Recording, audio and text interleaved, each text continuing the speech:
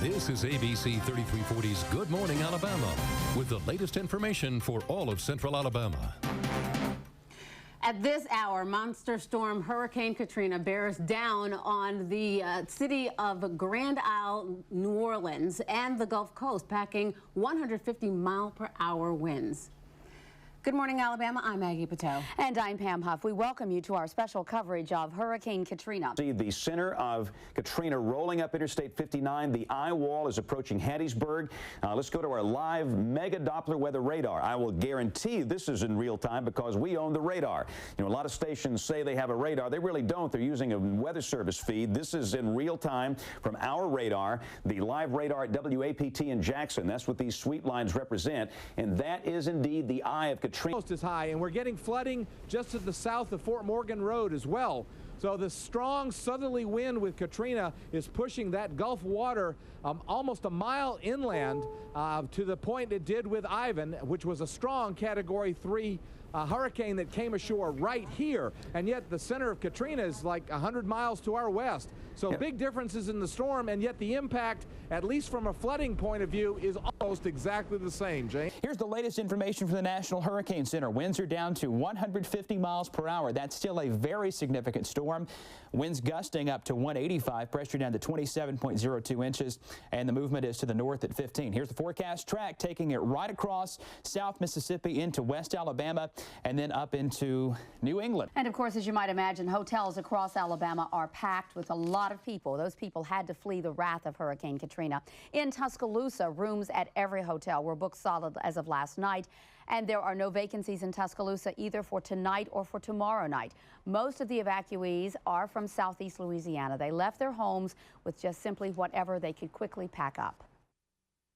Just boarded up with my family here in the boat and the four-wheeler and just packed up everything that we could. So we have no idea if there's going to be anything when we go back. At a spot that is covered by water. It is a sea of water and debris that keeps creeping northward up Highway 59, which is the main corridor through the city of Gulf Shores. We're the only ones out here besides law enforcement. They have obviously blocked off this road. They're sitting right at the edge of the water like we are, making sure no one passes. We're here obviously getting video that we will show you and bring to you as soon as we can. But it's just incredible watching the waves come in and the sand blow in and the debris fly everywhere. The trees are leaning sideways. Limbs are breaking off. We're seeing shingles crumble off of buildings, not necessarily right here, but driving down here, we saw several aluminum siding buildings with the aluminum peeling away. Palm trees, as you can imagine, which don't have very extensive root systems, they're toppling over just like toothpicks. And you know, you're glad that they're safe, and of course you worry about everybody else right now, but apparently no serious injuries reported either in Mississippi or in Alabama right now from this. Of course, there have been 9 deaths so far from Katrina, so that's again a reason not to go out and attempt to even do anything once the severe weather gets here. If you don't have comparison. Yeah, I was so proud of the fact that there are so many people making such an effort to house people here in our wonderful state of Alabama. And you have opened up a lot of areas for the evacuees. Well, one of the things that we did early on, we said, you know, once we get our people taken care of, we know that there's going to be thousands of people coming over here. I talked to Haley Barber, talked to Mike Brown with FEMA. He said, open up anything you can. And I'm going to tell you, the people in Alabama have been absolutely remarkable. Won't be able to go home for months. It all adds up to some, considering making Alabama home. I've never considered relocating to nowhere. I always took New Orleans for home, born and raised there. But this seems to be a place that's nice, and maybe we will. Okay, you know, you're probably at home right now having dinner or just relaxing after a long day, but just imagine there are thousands of people who simply can't say the same. Unbelievable damage, Dave. This is one of the few houses still standing along Washington Street in downtown Bay St. Louis, and it's not worth much now, probably not much more than at least some scrap wood, but even the scraps of some of the neighbors' houses are worthless at this point. Katrina tore people's houses apart, destroyed their rides out of town. The few who still have bathtubs have no running water, and most still don't have electricity. We have our personnel out assisting in whatever way possible, so we want to encourage people to send those donations in. Let's show how much our community is behind this effort. There's so many things going on. I know a lot of the officers from your department have gone down to the coast to help out.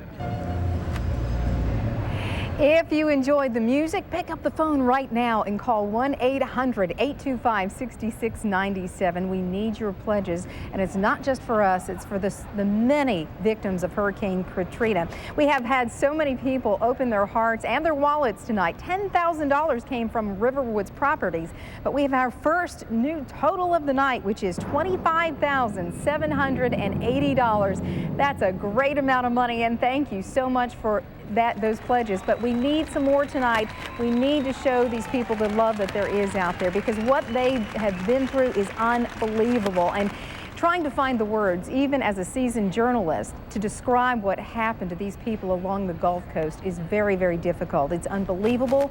It's mind-boggling that a weather system could do something like this.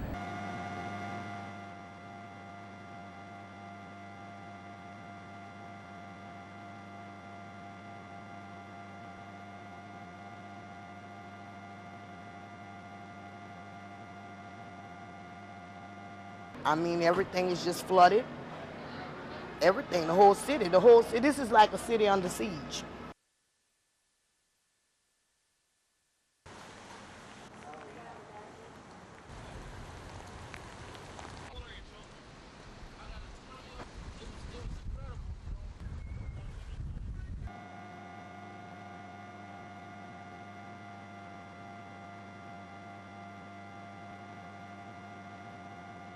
What I saw today is equivalent to what I saw flying over the tsunami in Indonesia.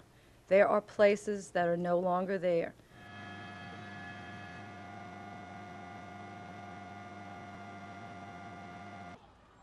Hey, drop it. Hey, stop it. Drop it.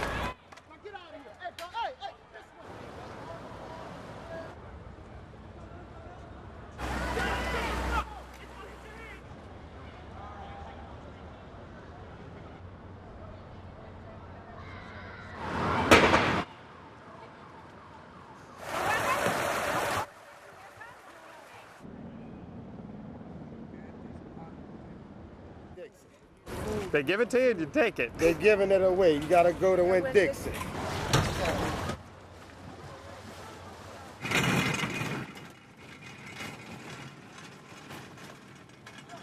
So busy with hauling out big racks full of food, they're not concerned about anybody else. They're just, I mean, they're... Everybody for themselves. Everybody for themselves.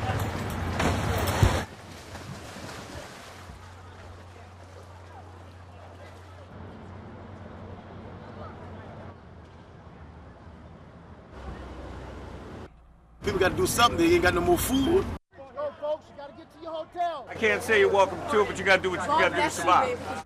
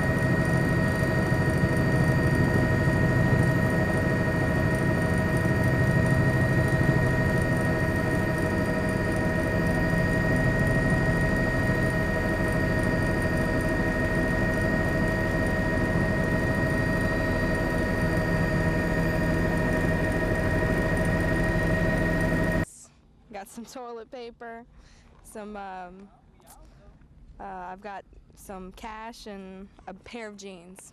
That's it. That's all we had left. We just didn't think it would be that bad, but inside our home, the water was up to here.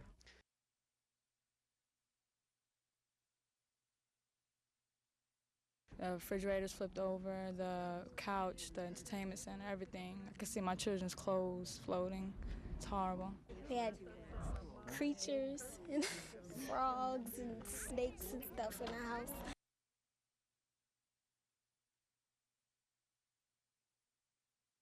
Just got to restart over again, that's all. But it won't be back here.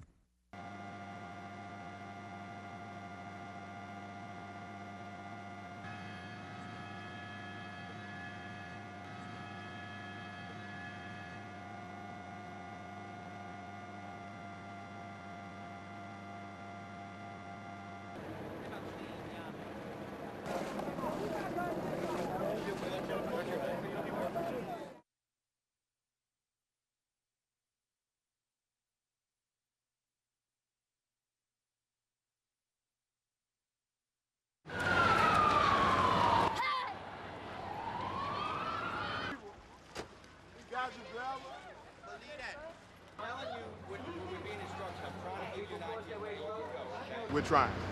We're trying to do as best we can right now with everything we have.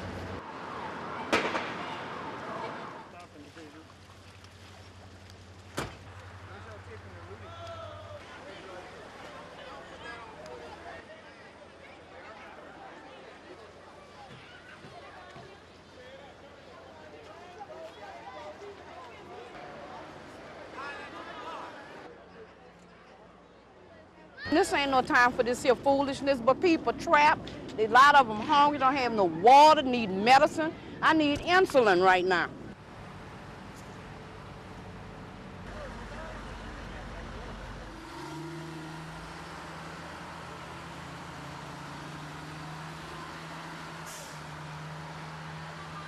You'd be amazed how many places need help, and we're doing everything we can to get to as many people as can as fast as we can.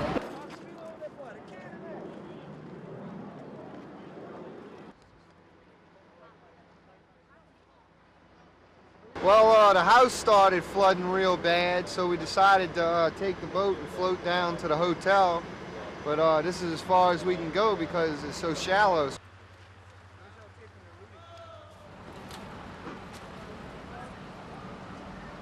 Basically, New Orleans is a city of poverty-stricken people, so you can imagine how even more the poverty is going to be now.